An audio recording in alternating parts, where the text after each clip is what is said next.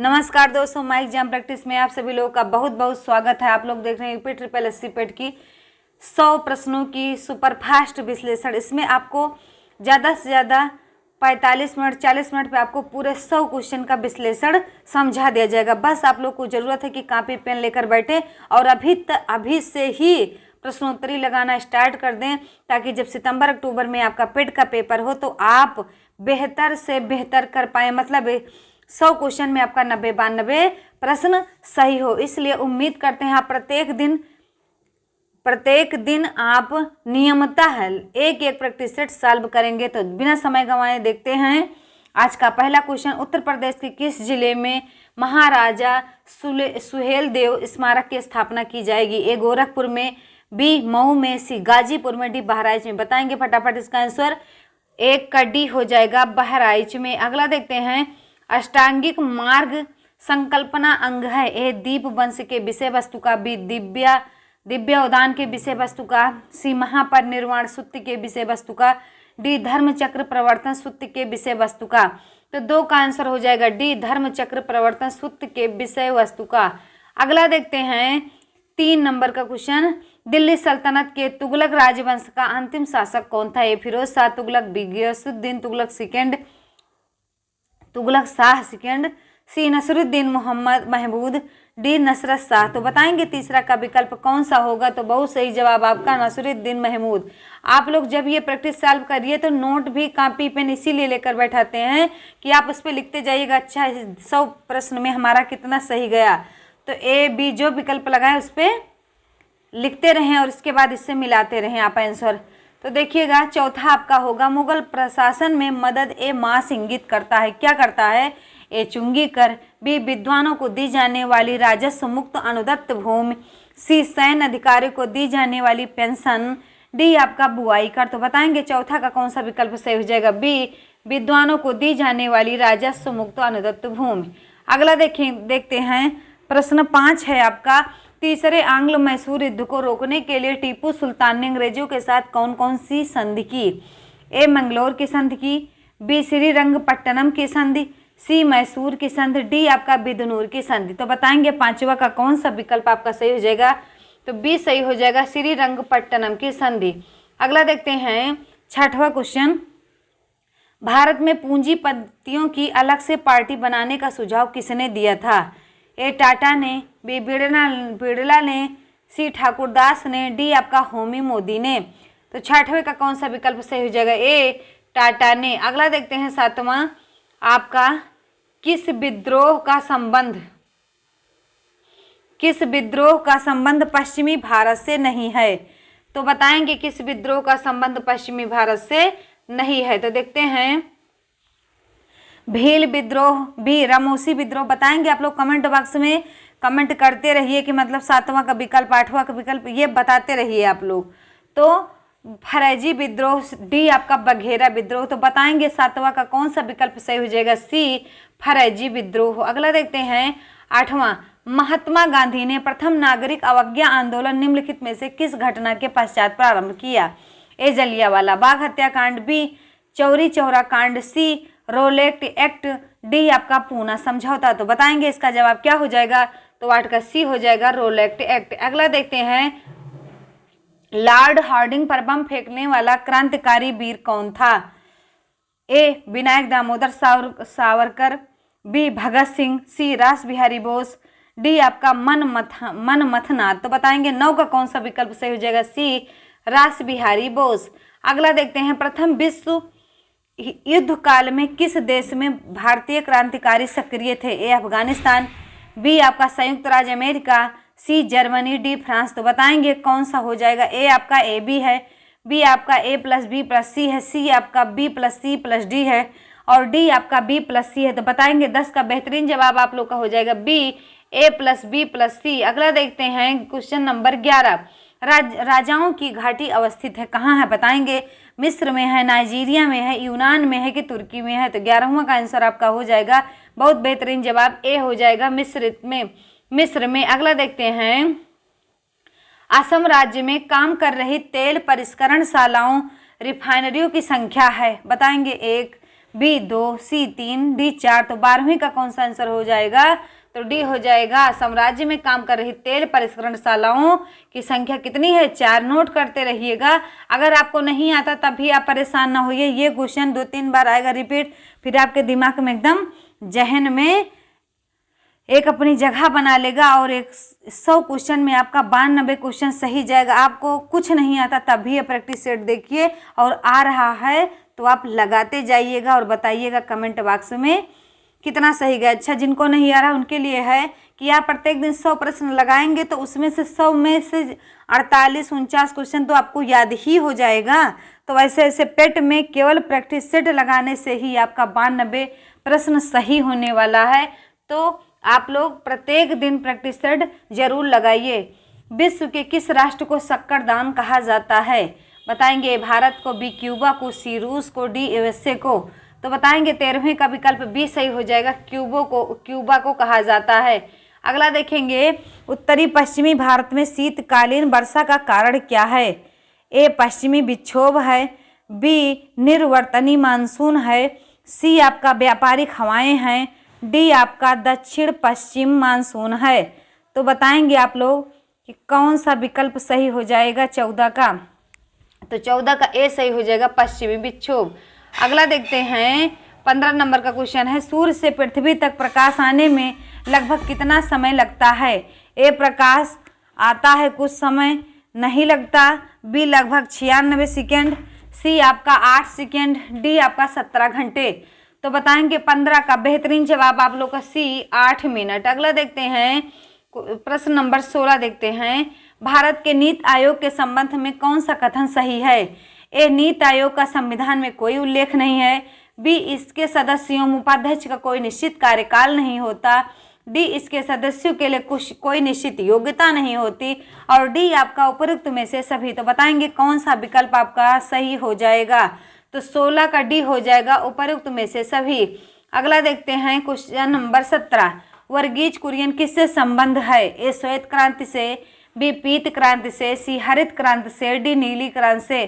तो 17 का बेहतरीन जवाब आप लोग का हो जाएगा 17 का ए श्वेत क्रांति से। अगला देखते हैं, परिमाणात्मक साख नियंत्रण की विधि निम्नलिखित में से कौन सी नहीं है? ए बैंक दर, बी परिवर्तनशील कोष अनुपात, सी खुली बाजार कार्यवाही, डी साख की राशनिंग। तो 18 का विकल्प डी सही हो जाएगा। अगला देखते हैं 19 नंबर का, भारत में कृषि के लिए पुनर्वित्त प्रदान करने वाला सर्वोच्च बैंक कौन सा है? बताएंगे आरबीआई, बी नाबार्ड, सी आपका एलडीबी, डी आपका एसबीआई। तो बताएंगे 19 का कौन सा विकल्प आपका सही हो जाएगा? बी नाबार्ड। अगला देखते हैं, 20 नंबर का क्वेश्चन है, निम्न ग्रामीण अवस्थापना क्षेत्रों में से कौन केंद्रीय सरकार की भारतीय निर्माण योजना में आच्छादित नहीं है? ए सिंचाई, बी जलपूर्ति, सी सफाई का प्रबंध, डी आपका निवास। तो 20 का सही सी हो जाएगा, सफाई का प्रबंध। अगला देखते हैं 21 नंबर का है कि भारतीय में निम्नलिखित में से किसके अंतर्गत पंचायती राज प्रणाली की व्यवस्था की गई है? ए मौलिक अधिकार, बी मौलिक कर्तव्य, सी राज्य के नीति निर्देशकता, तो डी आपका चुनाव आयोग अधिनियम।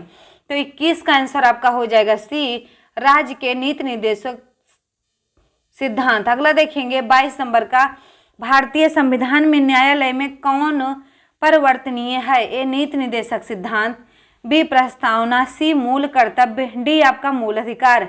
तो 22 का बताएंगे कौन सा विकल्प सही हो जाएगा? तो 22 का डी सही हो जाएगा, मूल अधिकार। अगला देखते हैं 23 नंबर का क्वेश्चन है कि वर्तमान लोकसभा में प्रत्येक राज्य के लिए स्थानों का आवंटन आधारित है। ए 1951 की जनगणना पर, बी 1961 की जनगणना पर, सी 1971 की जनगणना पर, डी आपका 1981 की जनगणना पर। तो 23 का आपका बेहतरीन जवाब हो जाएगा 23 का सी 1971 की जनगणना पर। अगला देखते हैं, निम्नलिखित में से किस संघ शासित क्षेत्र के प्रशासक को उपराज्यपाल के नाम से जाना जाता है? ए दिल्ली के, बी पुडुचेरी के, सी अंडमान निकोबार द्वीप समूह के, डी आपका इनमें से सभी। तो 24 का आपका जवाब हो जाएगा इनमें से सभी। अगला देखते हैं 25 नंबर का प्रश्न है, सर्वोच्च न्यायालय के किस मुख्य न्यायाधीश ने 20 जुलाई 1969 से 24 अगस्त 1969 तक कार्यकारी राष्ट्रपति के रूप में कार्य किया? A.K.M. वांचू ने, B. H.M. हिदायतुल्ला ने, C. J.C. शाह ने, D. S.S. सीकरी ने। तो 25 का आपका आंसर हो जाएगा B. H.M. हिदायतुल्ला ने। अगला देखते हैं, प्रोसेसर की स्पीड नापी जाती है किसमें? A. बाइट में, B. आपका गीगाबाइट में, C. आपका गीगाहर्ट्ज में, D. आपका किलोबाइट में। तो बताएंगे 26 का कौन सा विकल्प सही हो जाएगा? C. गीगाहर्ट्ज में। अगला देखते हैं 27 नंबर का क्वेश्चन है कि निम्न में कौन मूल मात्रक है? A. Kilogram, B. Metre, C. Second, D. ये सभी। तो 27 का आपका जवाब हो जाएगा D. ये सभी। अगला देखते हैं 28, SI पद्धति में मूल मात्रकों की संख्या है। A. 5, B. 7, C. आपका 3, D. आपका 9। तो बताएंगे कौन सा विकल्प आपका सही हो जाएगा? तो 28 का विकल्प B सही हो जाएगा 7। अगला देखते हैं 29, वर्मी कल्चर में प्रयुक्त वर्म होता है। A. Tape worm, B. Silk worm, C. Thread worm, D. Earth worm. तो 29 का कौन सा विकल्प सही हो जाएगा? D. अर्थ वर्म। अगला देखते हैं 30, निम्न में से बेमेल को ज्ञात कीजिए। A. Physiology, B. Psychology, C. Pathology, D. Bacteriology. तो बताएंगे 30 का B विकल्प अलग है। आगे देखते हैं 31 नंबर का देखेंगे। 31 नंबर का देखेंगे, निम्नलिखित में से कौन सा विशुद्ध आवर्ती दशमलव है? A, B, C, D आपके सामने है। बताएंगे आप इसका आंसर क्या हो जाएगा? 31 देख कर बताइए कौन सा विकल्प सही होगा। तो इसमें D विकल्प आपका सही होगा।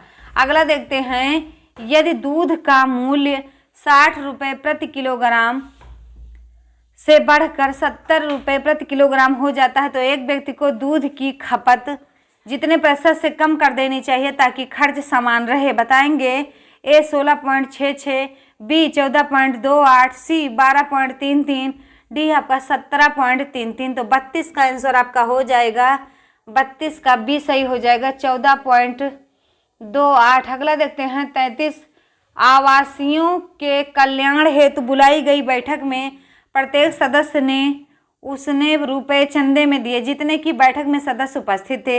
यदि चेयरमैन ने अपने हिस्से के अतिरिक्त 49 रुपये और देकर कुल धनराशि को 625 रुपये बना दिया हो तो बैठक में कितने सदस्य उपस्थित थे? बताएंगे A. 8, B. 20, C. 24, D. आपका 25।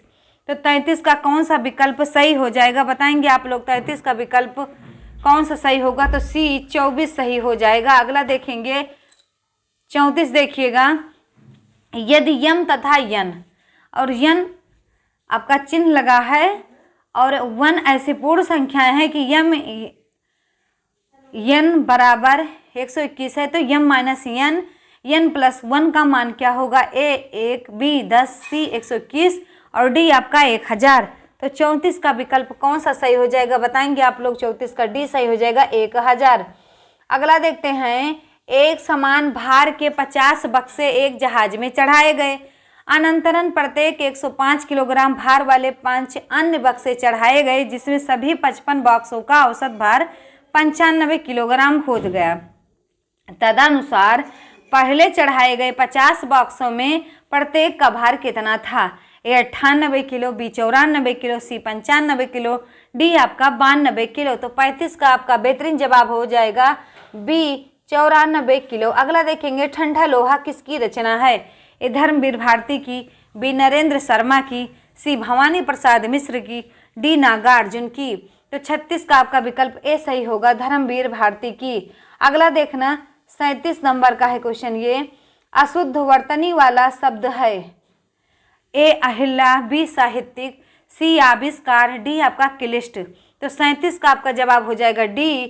क्लिष्ट। अगला देखते हैं 38, मनोहर शब्द में संधि है। A. स्वर संधि है, B. विसर्ग संधि है, C. व्यंजन संधि है, D. आपका दीर्घ संधि है। तो मनोहर में कौन सी संधि हो जाएगी? तो आपका विसर्ग संधि हो जाएगी। अगला देखते हैं, काला अक्षर भैंस बराबर लोकोक्ति का अर्थ है। A. पढ़ा लिखा ना होना, B. पढ़ा लिखा होना, C. विद्वान होना, D. मूर्ख होना।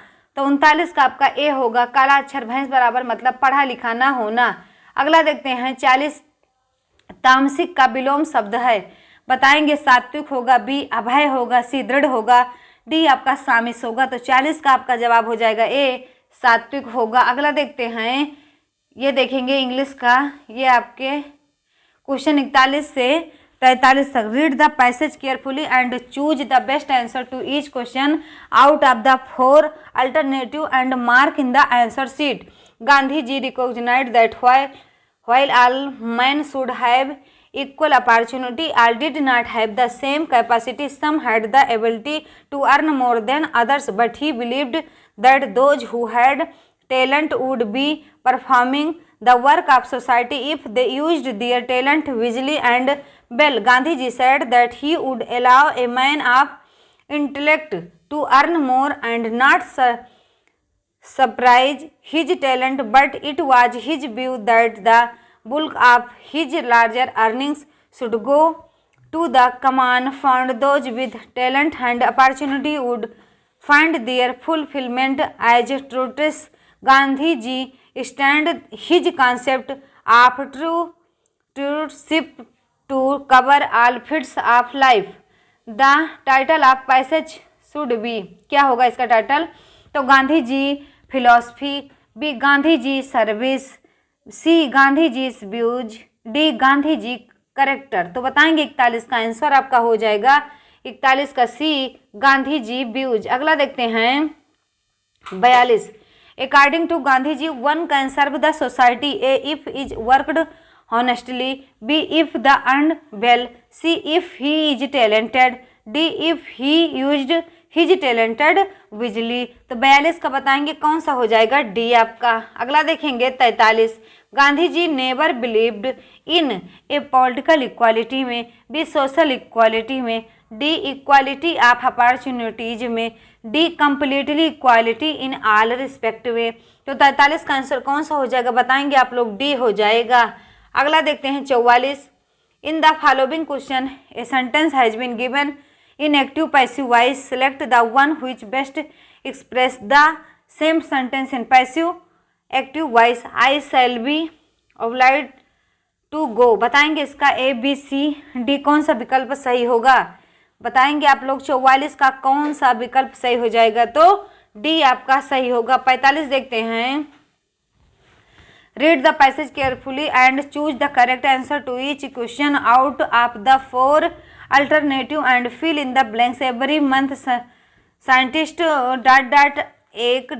new gadgets and new way to make technology faster and better . अब इसे बताएंगे क्या होगा? डिस्कवर होगा, एस्टिमेट होगा, फाउंड होगा, इन्वेस्ट होगा। तो बताएंगे 45 का विकल्प आपका कौन सा सही हो जाएगा? तो बहुत अच्छा जवाब 45 का डी। अगला देखते हैं 46 नंबर का क्वेश्चन है आपका। एक घड़ी का समय शीशे में 5:10 दर्शाता है। सही समय क्या है? 6:50, बी 7:10, सी 6:40, डी आपका 7:50। तो 46 का कौन सा बेहतरीन जवाब हो जाएगा बताएंगे? ए 6:50। अगला देखते हैं 47 नंबर का। ए का भाई बी, ए बी का भाई है, बी टी की बहन है, टी पी की माता है। यदि आर पी के नाना है तो टी आर से क्या संबंध है? बताएंगे पोती का, बी बहन का, सी बेटी का, डी पत्नी का। तो 47 का आपका आंसर हो जाएगा सी बेटी का। अगला देखते हैं 48 नंबर का। लड़कियों की एक पंक्ति में कांता बाएं से 12वें तथा कीर्ति दाएं से 8वें स्थान पर है। यदि यह दोनों अपना स्थान बदलती हैं तो कांता बाएं से 15वें स्थान पर हो जाती है। पंक्ति में कितनी लड़कियां हैं? बताएंगे 20, बी 21, सी 22, डी 24। तो बताएंगे 48 का बेहतरीन जवाब आप लोग का 48 का हो जाएगा सी 22 आंसर। अगला देखते हैं 49 नंबर। 1996 में भारत का गणतंत्र दिवस शुक्रवार को मनाया गया। वर्ष 2002 में उस दिन का नाम बताया जब यह मनाया गया था। ए मंगलवार, बी शनिवार, डी सी आपका बुधवार, डी आपका रविवार। तो 49 का आपका जवाब हो जाएगा बी सही हो जाएगा शनिवार। अगला देखते हैं।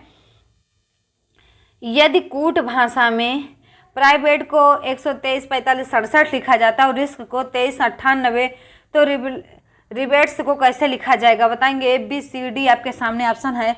बताएंगे इसमें से कौन सा सही हो जाएगा? स्पीड जल्दी लगी हो तो आप लोग क्या करिए, वीडियो को पुश करिए, सारा रीजनिंग मैथ लगा के ही वीडियो को आगे बढ़ाइएगा। तो बताएंगे 50 का कौन सा हो जाएगा? सी हो जाएगा 23, 47, 69। अगला देखते हैं 51 का। ड्रग कंट्रोल ऑपरेशन पर भारत और किस देश के बीच हाल ही में द्विपक्षीय बैठक आयोजित की गई? ए म्यांमार, बी नेपाल, सी चीन, डी रूस। तो बताएंगे 51 का कौन सा सही हो जाएगा? ए म्यांमार। अगला देखते हैं 52 मानवाधिकार दिवस 2020 के लिए विषय क्या था? ए फिर से बेहतर मानव अधिकारों के लिए खड़े हो जाओ, बी मानव अधिकारों के लिए युवा कदम उठाएं, सी ह्यूमन राइट्स 365, डी आपके अधिकारों के लिए काम करते हुए 20 वर्ष। तो 52 का विकल्प सही हो जाएगा आपका ए फिर से बेहतर मानव अधिकारों के लिए खड़े हो जाओ। अगला देखते हैं 53 का हाल ही में कर्नाटक सरकार ने बोरिंग और लेडी कार्जन मेडिकल कॉलेज का नाम बदलकर किसके नाम पर रखा है? ए एपीजे अब्दुल कलाम के, बी अटल बिहारी वाजपेयी के, सी अरुण जेटली के, डी प्रणब मुखर्जी के। तो 53 का जवाब आप लोग देंगे बी हो जाएगा, अटल बिहारी वाजपेयी के नाम पर रखा है। अगला देखते हैं हाल ही में केंद्रीय मंत्रिमंडल ने लक्ष्मी विकास बैंक के किस बैंक में विलय की मंजूरी दे दी? HDFC bank, B DBS bank, C IDBI bank, D आपका इनमें से कोई नहीं। तो 54 का आपका आंसर हो जाएगा बी डीबीएस को। अगला देखते हैं हाल ही में भारतीय सेना ने किस देश के आतंकवादियों के खिलाफ ऑपरेशन 500 शुरू किया है? ए बांग्लादेश के, बी अफगानिस्तान के, सी पाकिस्तान के, डी इनमें से कोई नहीं। तो 55 का विकल्प आपका सही हो जाएगा सी पाकिस्तान। अगला देखते हैं 56 का किस राज्य में आयोजित होने वाली इंडिया इंटरनेशनल चेरी ब्लॉसम महोत्सव को कोरोना के कारण रद्द कर दिया गया है? ए असम को, बी मणिपुर को, सी मेघालय को, डी अरुणाचल प्रदेश को। तो 56 का आपका जवाब हो जाएगा 56 का सी मेघालय। अगला देखते हैं 57 का कौन सा देश आईसीसी महिला T20 विश्व कप 2023 की मेजबानी करेगा? ए भारत, बी पाकिस्तान, सी न्यूजीलैंड, डी आपका दक्षिण अफ्रीका। तो 57 का बताएंगे कौन सा विकल्प सही हो जाएगा? डी दक्षिण अफ्रीका। अगला देखते हैं 58 हाल ही में LIC के नाम से अपना पहला डिजिटल ऐप लॉन्च किया है? ए RUBEKA, मतलब ये 4 आपके हैं, बताएंगे इसमें कौन सा सही हो जाएगा ABCD में? 58 का बताइएगा आप लोग कौन सा विकल्प? तो आपका डी हो जाएगा आनंदा। अगला देखते हैं हाल ही में किस जिले में भारत का पहला मॉस गार्डन विकसित किया गया? ए नैनीताल में, बी श्रीनगर में, सी देहरादून में, डी हरिद्वार में। तो 59 का कौन सा विकल्प सही हो जाएगा? ए नैनीताल में। अगला देखते हैं 60 हाल ही में भारत, सिंगापुर और थाईलैंड के नौसेना के बीच सिट मैक्स 2020 नौसैनिक अभ्यास कहाँ से शुरू हुआ? अंडमान सागर से, बी अरब सागर से, सी बंगाल की खाड़ी से, डी इनमें से कोई नहीं। तो 60 का विकल्प आप लोग बताएंगे कौन सा हो जाएगा? तो 60 का ए हो जाएगा। अगला देखते हैं 61 भारतीय उपमहाद्वीप में कौन सा देश नहीं आता? बताएंगे ए म्यांमार, बी बांग्लादेश, सी ईरान, डी पाकिस्तान। तो 61 का विकल्प हो जाएगा सी ईरान नहीं आता है। अगला देखते हैं 62 नंबर भारतीय संविधान के अनुच्छेद 1 में यह घोषणा की गई है कि इंडिया अर्थात भारत है राज्यों का संघ है, बी एकात्मक विशिष्टताओं वाला संघीय राज्य है, सी संघीय विशिष्टताओं वाला संघीय राज्य है, डी आपका संघीय राज्य। तो 62 का विकल्प ए सही हो जाएगा। अगला देखते हैं 63 नंबर आपका राजभाषा को कौन ऐसे अनन्य अधिकार प्राप्त हैं जो लोकसभा को नहीं प्राप्त हैं? ए राज सूची के विषय को राष्ट्रीय महत्व का घोषित करना, बी अखिल भारतीय सेवा स्थापित करने का अधिकार संघ सरकार को देना, सी उपर्युक्त दोनों, डी आपका उपर्युक्त में से कोई नहीं। तो बताएंगे आप लोग कौन सा विकल्प सही हो जाएगा? 63 का सी सही हो जाएगा, उपर्युक्त दोनों। अगला देखते हैं 64 नंबर का नौसेना दिवस किस दिन मनाया जाता है? ए 4 दिसंबर को, बी 1 जनवरी को, सी 15 जनवरी को, डी अप्रैल को। तो 64 का विकल्प आपका सही हो जाएगा। 64 का कौन सा ए सही हो जाएगा? 4 दिसंबर। अगला देखते हैं निम्न में से कौन जलवायु परिवर्तन के खगोलीय सिद्धांतों से संबंधित नहीं है? ए पृथ्वी की कक्षा की उत्केंद्रता, अंडाकार कक्षीय मार्ग, बी आपका पृथ्वी की घूर्णन अक्ष की त्रियकता, सी विषुवण आयन, डी आपका सौर किरणित ऊर्जा। तो 65 का आप लोग आंसर देंगे डी सौर किरणित ऊर्जा। अगला देखते हैं 66, ये देखिए ये कूट में दिया गया है आपका भूमंडलीय उष्णता के ग्लोबल वार्मिंग के परिणाम स्वरूप ए सार्वभौमिक संपर्क बेहतर हो गए, बी हिम नदी द्रवीभूत होने लगी, सी समय से पूर्व आम में बौर आने लगा, 4 स्वास्थ्य पर कुप्रभाव पड़ा। इससे बताइएगा सही उत्तर क्या है? 1 2 3 सही है, बी 2 3 4 सही है, सी 1 2 4 सही है, डी आपका 1 3 4 सही है। तो 66 का विकल्प आपका सही हो जाएगा, बताएंगे बी सही हो जाएगा, 2 3 तथा 4 सही है। अगला देखते हैं, आसियान का केंद्रीय सचिवालय कहाँ है? ए जकार्ता में, बी नई दिल्ली में, सी फ्रांस में, डी आपका कोलंबो में। तो 67 का आपका विकल्प सही हो जाएगा, ए जकार्ता में। अगला देखेंगे आप लोग कि कुचिपुड़ी किस राज्य के नृत्य की शैली है? ए केरल की, बी आंध्र प्रदेश की, सी तमिलनाडु की, डी कर्नाटक की। तो 68 का विकल्प आपका कौन सा सही हो जाएगा? बी आंध्र प्रदेश की। अगला देखिएगा 69, जवाहरलाल नेहरू स्टेडियम भारत के किस राज्य में है? ए नई दिल्ली, बी तेलंगाना, सी मध्य प्रदेश, डी आपका बिहार। तो 69 का कौन सा हो जाएगा? ए नई दिल्ली। अगला देखिएगा, प्लाज्मा अनुसंधान संस्थान कहाँ पर स्थित है? ए मुंबई में, बी कोलकाता में, सी अहमदाबाद में, डी आपका गांधीनगर में। तो 70 का हो जाएगा, डी गांधीनगर में। अगला देखते हैं, निम्नलिखित गद्यांश को ध्यानपूर्वक पढ़िए तथा प्रश्न 71 से 75 तक के उत्तर गद्यांश में वर्णित तथ्यों के आधार पर दीजिए। भारतवर्ष पर प्रकृति की विशेष कृपा रही है। यहाँ सभी ऋतुएं अपने समय पर आती हैं और पर्याप्त काल तक ठहरती हैं। ऋतुएं अपने अनुकूल फल फूलों का सृजन करती हैं और धूप और वर्षा के समान अधिकार के कारण यहाँ धरती सस्य श्यामला हो जाती है। यहाँ का नगाधिराज हिमालय कवियों को सदा से प्रेरणा देता आ रहा है और यहाँ की नदियाँ मोक्षदायिनी समझी जाती रही हैं। यहाँ कृत्रिम धूप और रोशनी की आवश्यकता नहीं पड़ती। भारतीय मनीषी जंगल में रहना पसंद करते थे। प्रकृति प्रेम के कारण ही यहाँ के लोग पत्तों में खाना पसंद करते हैं। वृक्षों में पानी देना एक धार्मिक कार्य समझते हैं। सूर्य और चंद्र दर्शन नित्य और नैमित्तिक कार्यों में शुभ माना जाता है। यहाँ पशु पक्षी लता गुल्म और वृक्ष तपोवन के जीवन का एक अंग बन गए थे। अब इस 71 से 75 तक का आंसर देना है। देखिएगा 71 नंबर का क्वेश्चन है, भारतीय मनीषी जंगल में रहना क्यों पसंद करते थे? ए इसलिए कि वह संन्यास ले लेते थे, बी इसलिए कि जंगल में फल फूल कंदमूल अधिक मिलते थे, सी इसलिए कि जंगल में निर्द्वंद रहते थे, डी इसलिए कि वह प्रकृति प्रेमी थे। 71 का आपका सही हो जाएगा, डी इसलिए कि वह प्रकृति प्रेमी थे। अगला देखना, गुल्म का क्या अर्थ है? ए फूल है, बी झाड़ है, सी फल है, डी गुच्छा है। तो 72 का कौन सा विकल्प सही हो जाएगा? बी गुल्म का अर्थ झाड़ होता है। अगला देखते हैं 73 नंबर का, भारतीय मनीषी कहाँ रहना पसंद करते हैं? जंगल में, बी घर में, सी समुद्र में, डी पर्वत पर। तो 73 का विकल्प आपका सही हो जाएगा, ए जंगल में रहना पसंद करते हैं। अगला देखिएगा 74 नंबर का क्वेश्चन है, ये कौन सा 74 नंबर का है? ये भारतवर्ष पर किसकी विशेष कृपा रही है? ए राजा की, बी शासक की, सी प्रकृति की, डी कोई नहीं। तो 74 का विकल्प सही हो जाएगा, सी प्रकृति की। अगला देखना, भारतवर्ष के लोग किसमें खाना खाना पसंद करते हैं? ए बर्तन में, बी पत्तों में, सी आपका पत्थर में, डी जमीन पर। तो 75 का कौन सा विकल्प सही हो जाएगा? बी पत्तों पर।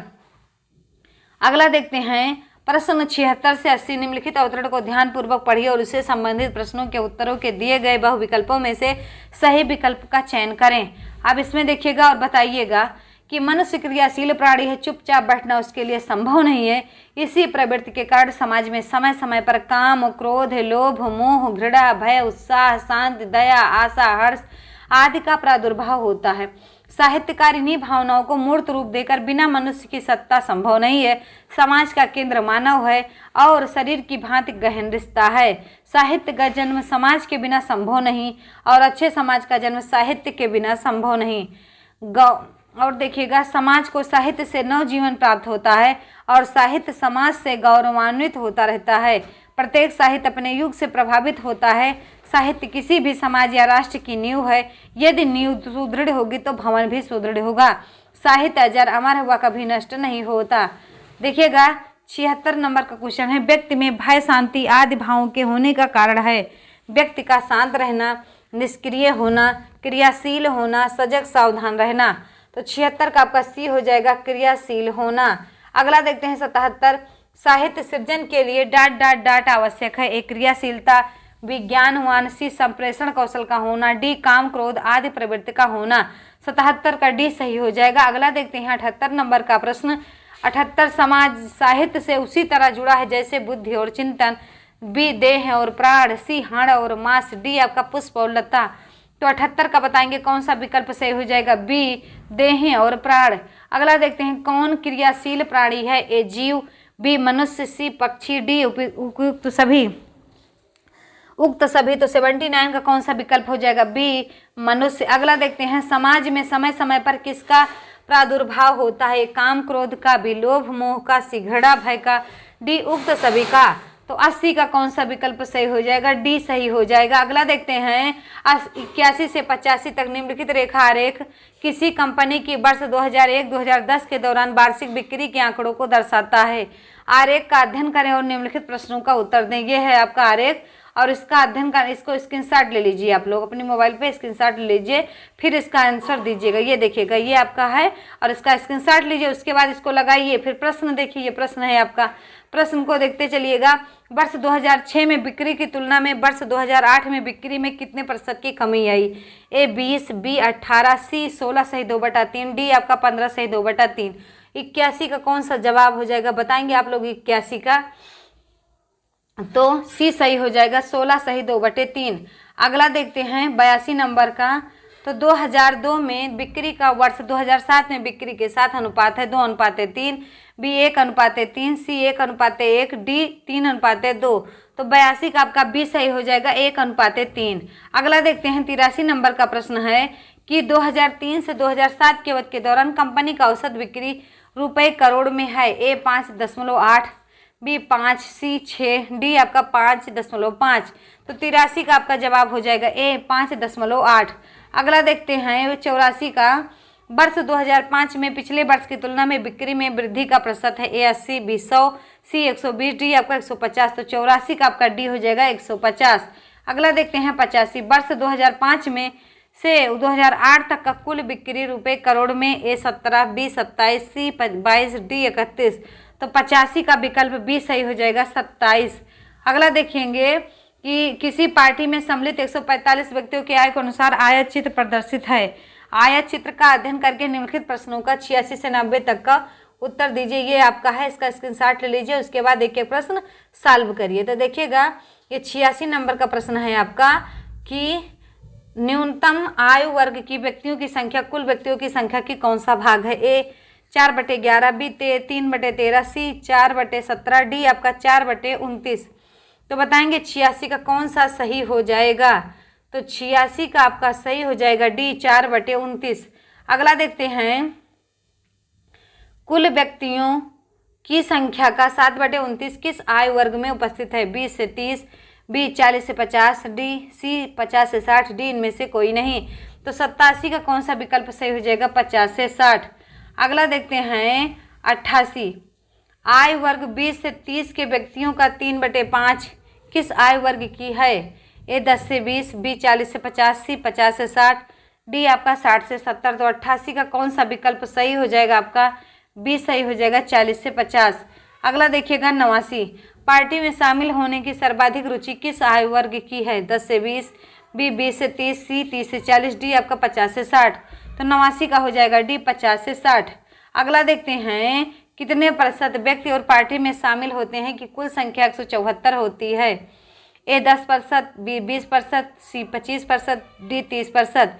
तो 90 का कौन सा विकल्प हो जाएगा, बी 20%। अगला देखते हैं 91 का, ये देखिएगा, ये है मध्यों का व्यय करोड़ में, ये आपका है, इसका भी स्क्रीनशॉट लीजिए। और ये तालिका जो बनाई गई है 2016 से 2020 के दौरान एक चाय बागान के खर्च के विवरणों को दर्शाती है। यह ध्यान रखें कि सभी करोड़ रुपए में हैं। तो बताएंगे 2016 से 20 की अवधि के दौरान ऋणों पर ब्याज पर औसत वार्षिक व्यय था। तो A option 6.33 crore, B 6.88 crore बताएंगे इसमें, C option 8.32 crore, D option 7.33 crore. तो 91 का आपका जवाब हो जाएगा डी 7.33 करोड़।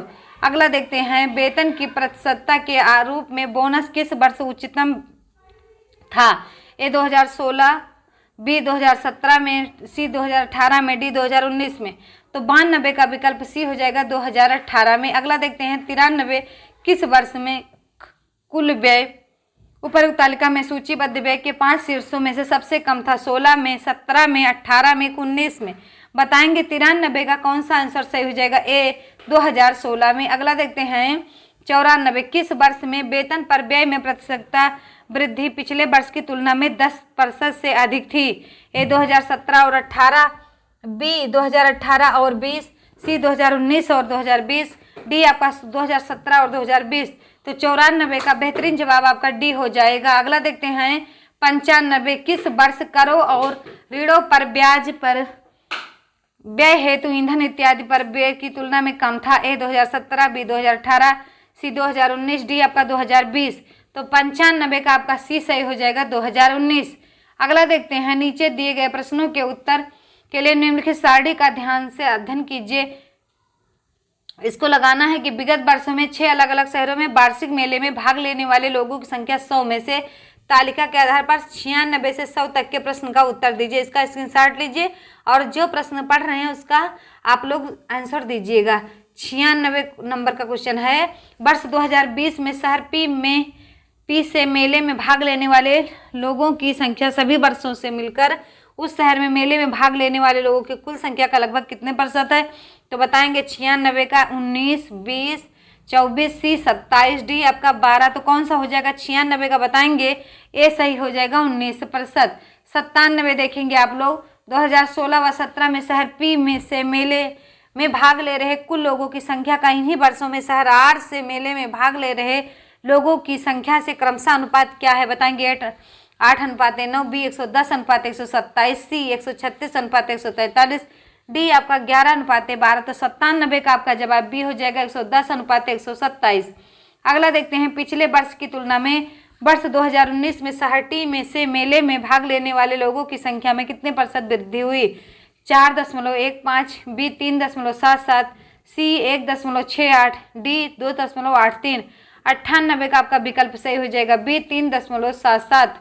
अगला देखते हैं 99 सभी वर्षों को मिलाकर शहरियों से मेले में भाग ले रहे लोगों की औसत संख्या क्या है? ए 515, बी 523, सी 567, डी आपका 538। तो बताएंगे 99 का आपका डी सही हो जाएगा 538। अगला देखिएगा सभी शहरों को मिलाकर वर्ष 2015 में कितने लोगों ने मेले में भाग लिया? ए 3290, बी 3100, सी आपका 3240, डी आपका 3170। तो ये इस सेशन का लास्ट क्वेश्चन है, इसका जवाब दीजिएगा आप लोग। 100 का हो जाएगा डी 3170। वीडियो कैसी लगी कमेंट बॉक्स में जरूर लिखिएगा और 100 में कितना आप लोग कर पाए उसको भी कमेंट बॉक्स में लिखिएगा। मिलते हैं अगली वीडियो में फिर 100 प्रश्नों के साथ। तब तक के लिए जय हिंद, जय भारत।